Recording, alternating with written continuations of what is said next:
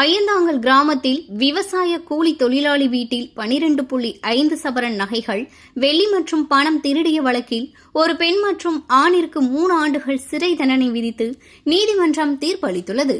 ராணிப்பேட்டை மாவட்டம் போலிப்பாக்கம் ஊராட்சிக்கு உட்பட்ட அய்யந்தாங்கல் கிராமத்தை சேர்ந்த கம்பன் விவசாய கூலி வேலை செய்து வருகிறார்.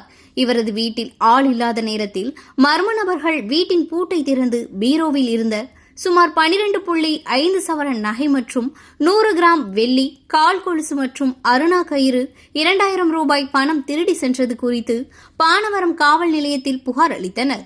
புகாரை பெற்றுக்கொண்ட போலீசார் இந்த வழக்கு சம்பந்தமாக பாரஞ்சி காலனி, அண்ணாநகர் பகுதியில் Tamilselvi, oil colony, group house பகுதியை சேர்ந்த ஜோதிகுமரன் ஆகியோர் சம்பவத்தன்று வீட்டினில் புகுந்து நகையை திருடி சென்றது சம்பந்தமாக போலீசார் வழக்கு பதிவு செய்து வழக்கு சோளிங்கர் குற்றவியல் நீதிமன்றத்தில் நடைபெற்று வந்தது. இந்த நிலையில் இன்று எதிரிகளுக்கு 3 ஆண்டுகள் சிறை தண்டனையும் 10,000 ரூபாய் அபராதமும் விதிக்கப்பட்டது. இருவரையும் வேலூர் மத்திய சிறையில் அடைத்தனர்.